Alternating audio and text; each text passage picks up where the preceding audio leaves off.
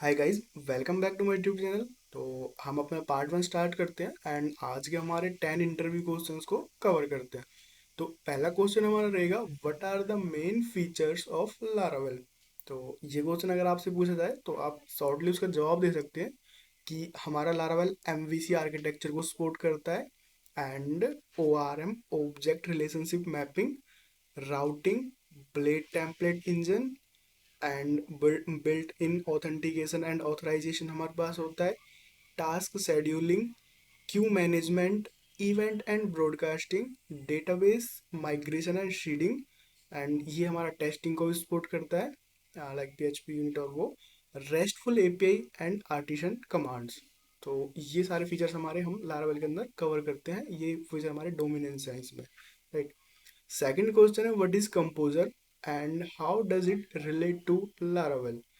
तो कंपोजर हमारा एक डिपेंडेंसी मैनेजर होता है जो बेसिकली जब हम कोई भी लाइब्रेरी उसमें इंस्टॉल करते हैं तो वो हम कंपोजर के थ्रू ही करते हैं। इवन हम लारावेल का प्रोजेक्ट भी कंपोजर के थ्रू ही बनाते हैं। तो कंपोजर हमारा एक डिपेंडेंसी मैनेजर है PHP का, इसके थ्रू हम जो लाइब्रेरीज होती है उनको इंस्टॉल करते हैं। ओके, थर्ड क्वेश्चन है, what are service provider in Laravel. ये क्वेश्चन थोड़ा कॉम्प्लिकेटेड है एंड ये फ्रिक्वेंटली आजकल के इंटरव्यू में पूछा जाता है। तो सर्विस प्रोवाइडर होता है बेसिकली जब हम एक लारावेल के प्रोजेक्ट को इंस्टॉल करते हैं इनिशियली, तो जो भी हमारा बूटस्ट्रैप का जो आर्किटेक्चर होता है वो हमें सर्विस प्रोवाइडर प्रोवाइड करता है। मीन्स उसकी authentication, home page, routing, folders, libraries जो उसकी बाय डिफॉल्ट लाइब्रेरीज होती है लारावेल की, एंड उनकी मैपिंग की, आपका किसी कंट्रोलर के अंदर मॉडल को मैप करना हो, फिर मॉडल के अंदर किसी टेबल को मैप करना हो, ये सारी चीज़ें हमें बाय डिफ़ॉल्ट जो बूटस्ट्रैप एप्लीकेशन एक लारावेल की बनती है वो हमें सर्विस प्रोवाइडर देता है, राइट। ओके, फोर्थ क्वेश्चन है, explain the purpose of .env file in Laravel. तो आपने जब लारावेल का प्रोजेक्ट शुरू किया होगा तो आपने वहाँ पे .env फाइल को वहाँ पे जरूर देखा होगा एंड वहाँ पे आपने जो डाटाबेस की कॉन्फ़िगरेशन होती है वो करते हैं, राइट। उसके अलावा उसमें और क्या कर सकते हैं, जो भी हमारी सेंस, जो इसका सही आंसर है वो ये है कि ENV फाइल जो हमारी डाटाबेस उसकी जो हमारी प्रोजेक्ट की सेंसिटिव इंफॉर्मेशन होती है वो हम वहाँ पे स्टोर करके रखते हैं। लाइक कोई पासवर्ड है, की है एंड डाटाबेस का कनेक्शन है, आपका ईमेल पासवर्ड्स हैं, ये सारी चीज़ें हम वहाँ पे स्टोर करके रखते हैं। और इवन उसका एक रोल ये भी है कि हमारी जो क्रेडेंशियल्स होते हैं उनको आप अलग अलग करके रखें, लाइक लोकल के लिए अलग, प्रोडक्शन के लिए अलग एंड आपके जो स्टेजिंग सर्वर होता है उसके लिए अलग। तो आप 3 ENV क्रिएट कर सकते हैं एंड वहाँ पे जो आपके लोकल क्रेडेंशियल्स है वहाँ पे लोकल, एंड जो आपके प्रोडक्शन है कंपनी के प्रोडक्शन के सर्वर वहाँ पे आप वो रख सकते हो। तो वेरिएबल का नाम सेम रहता है, जैसे ही आप लोकल टू प्रोडक्शन जाते हो सिर्फ फाइल का नाम चेंज होता है और वो आपके जो प्रोडक्शन के वेरिएबल होता है वहाँ से वो पिक कर लेता है, ठीक है। ओके, नेक्स्ट है, व्हाट इज एलोकेंट ORM। ये क्वेश्चन भी फ्रिक्वेंटली पूछा जाता है, मेरे से भी पूछा गया था एक इंटरव्यू में। तो ORM क्या होता है, बेसिकली ऑब्जेक्ट रिलेशन मैपिंग।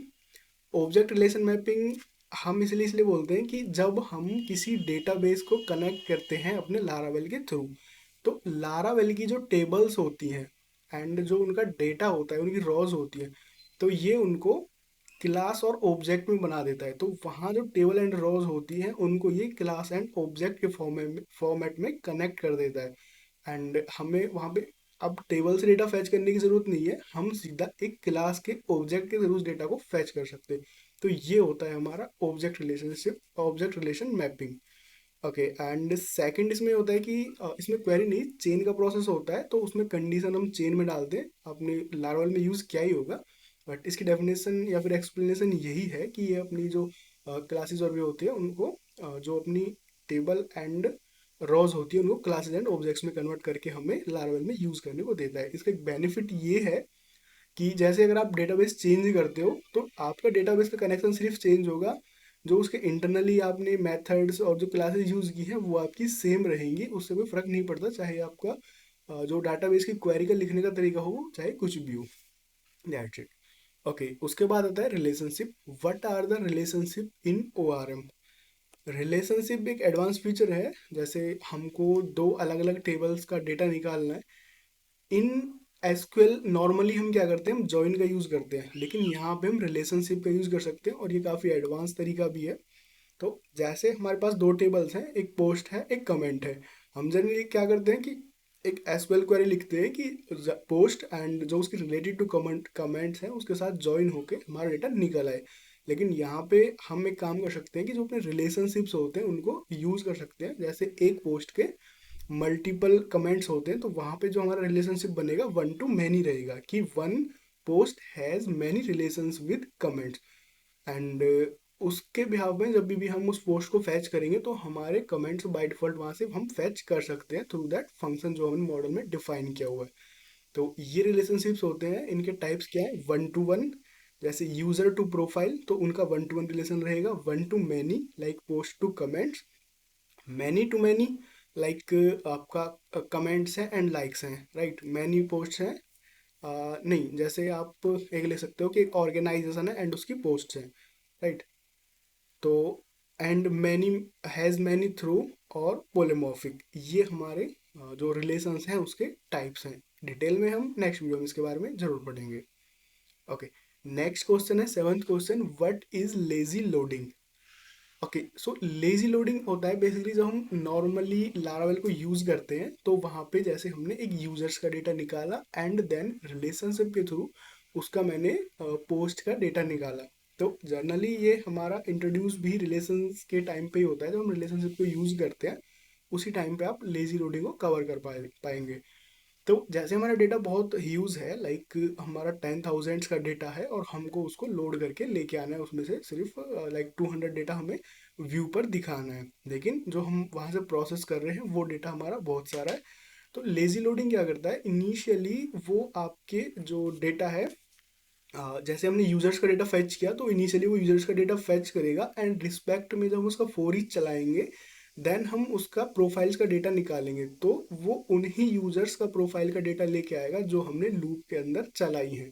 तो इनिशियली तो वो सिर्फ यूजर्स का डेटा लेके आएगा, मीन्स एन जो हमारे यूजर्स हैं उनका डेटा लाएगा फर्स्ट क्वेरी में, एंड उसके बाद वो हर बार एक नई क्वेरी जनरेट करेगा रिस्पेक्टेड टू एवरी यूजर।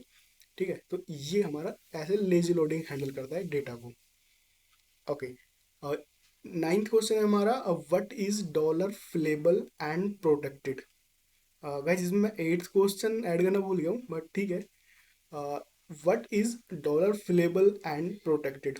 तो dollar fillable and dollar protected अगर आपने देखा हो तो हम मॉडल में यूज करते हैं और इनका काम ये होता है कि डॉलर फिलेबल हमें बताता है कि कौन कौन से फील्ड्स अलाउड हैं हमारे, जो हम जैसे मास अलाइनमेंट करते हैं उसका, हम डेटा इंसर्ट करते हैं कोई भी, तो वहाँ पे वो उसको बताता है कि डॉलर फिलेबल मीन्स ये डेटा हमारे अलाउड है उसके लिए। ठीक है, एंड जो डॉलर प्रोटेक्टेड है वो हमारा डेटा को प्रोटेक्ट करता है मास असाइन से। लाइक हम जैसे मास असाइन डेटा डालते हैं, लाइक हमने 5 डेटा को इंसर्ट करा है फिर एक डेटा ही इंसर्ट किया और हमें उसमें से जो दो डेटा ऐसे हैं जिनको हमको फिल अप नहीं करना, लाइक डॉलर स्टेटस है और इज डिलीटेड वाला है, राइट, उनको हमें फिल नहीं करना बाय डिफॉल्ट किसी भी वैल्यू से, तो हम उसको डॉलर प्रोटेक्टेड के अंदर डालते हैं कि अगर यूजर उसे फिल करना भी चाहे तो भी वो इग्नोर करेगा, उसको उसको फिल नहीं करेगा। तो डॉलर फिलेबल के अंदर हम उनको डालते हैं जिनको फिल करना हो एंड प्रोटेक्टेड के अंदर हम उनको डालते हैं जिनको हमको अवॉइड करना हो फिल होने से।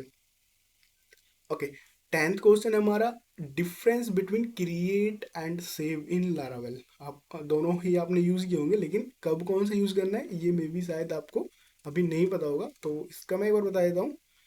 जो क्रिएट मेथड होता है हमारा वो एक न्यू रिकॉर्ड को इंसर्टली करता है, वो डायरेक्टली आपके डेटाबेस में न्यू रिकॉर्ड को इंसर्ट कर देगा, राइट, एंड वो आपका चेक करेगा कि डॉलर प्रोटेक्टेड में क्या है और डॉलर फिलेबल में क्या है, राइट। तो जब हम क्रिएट मेथड यूज करते हैं तब हमें डॉलर प्रोटेक्टेड और फिलेबल की ज़रूरत होती है, डॉलर जो हम सॉरी जब हम सेव फंक्शन यूज करते हैं तब हमको इनकी ज़रूरत नहीं होती और ना ही हम इनको यूज करते हैं उस टाइम। ठीक है, एंड जो सेव मेथड है वो हमारा टू स्टेप प्रोसेस है।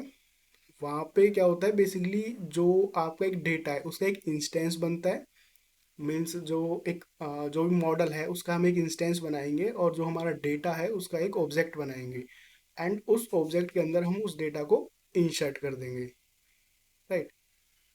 और जो हमारा सेव मेथड होता है उसमें हम इंसर्ट और अपडेट दोनों ही यूज़ कर सकते हैं। लाइक अगर वो डेटा आपका एग्जिस्ट करता है तो वो आपका अपडेट हो जाएगा, अगर नहीं है तो वो आपका इंसर्ट हो जाएगा।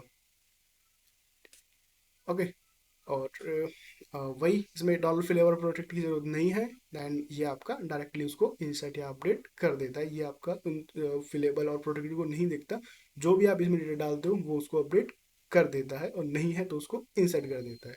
That's it. अगर आपका डेटा क्रिटिकल नहीं है तो आप सेव यूज कर सकते हो, और अगर आपका डेटा क्रिटिकल है और आपको फिल्टर करके चेक करके ही डालना है तो आप डॉलर, ओ सॉरी डॉलर नहीं, आप क्रिएट फंक्शन यूज कर सकते हो।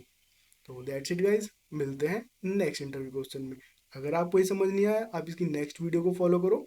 मैं 1.0 करके वो वाली वीडियो डालने वाला हूँ, उसमें आपका एक कंपाइलर के साथ एंड आपका कोड के साथ मैं आपको दिखाऊंगा कौन सी लाइन कहाँ पे एग्जिस्ट करती है और उसका क्या काम है। तो तब तक के लिए thank you guys, tata bye bye.